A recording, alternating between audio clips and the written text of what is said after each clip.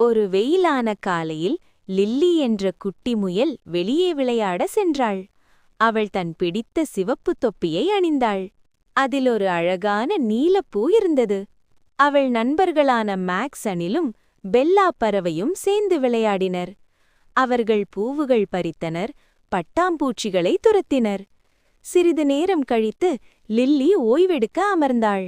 அப்போது அவள் தொப்பி காணவில்லை. ஐயோ என்று கவலையுடன் சொன்னாள். நண்பர்கள் உடனே தேட ஆரம்பித்தனர். அவர்கள் எல்லா இடங்களிலும் தேடினர். ஆனால் தொப்பி கிடைக்கவில்லை. அந்த நேரத்தில் பெல்லா மேலே பறந்து பார்த்தாள். அங்கே இருக்கிறது என்று கத்தினாள். ஒரு செடியின் மேல் லில்லியின் சிவப்பு தொப்பி இருந்தது. லில்லி மிகவும் சந்தோஷமானாள். நன்றி என்று நண்பர்களிடம் சொன்னாள்.